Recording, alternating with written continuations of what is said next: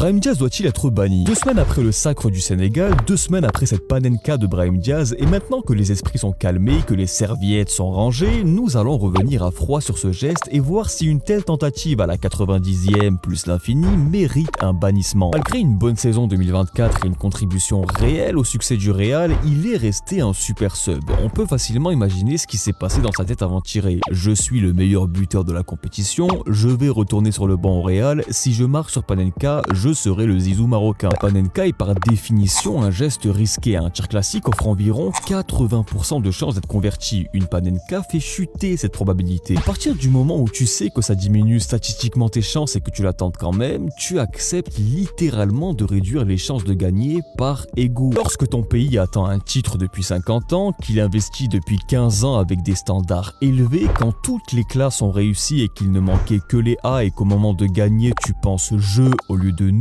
tu comprends pourquoi presque aucun joueur marocain ne l'a soutenu. Maintenant, comment le Maroc doit envisager la suite? Sur l'instant, un peu comme tout le monde, j'ai pensé qu'il ne devait plus remettre un pied en sélection, mais c'est un joueur qui a 26 ans, performant dans le jeu et surtout dévoué à son pays. Je pense qu'avec une Coupe du Monde dans 5 mois, une CAN dans 1 an et possiblement une autre CAN en 2028, avec un effectif qui on l'a vu est compétitif, ça serait une erreur stratégique et surtout humaine. Je sais que les Marocains n'ont pas envie d'entendre ça, ou du moins c'est pas le moment, mais je pense que cette panenka ratée construira une meilleure version de Brahim Diaz et il serait dommage que la principale victime ne puisse pas en profiter. En conclusion, ce que doit faire Brahim Diaz, comme l'a dit un grand homme, c'est avaler le venin, comprendre ce qui s'est joué et peut-être que cette grande erreur sera alors le ciment d'une grande victoire. Dites-moi ce que vous en pensez.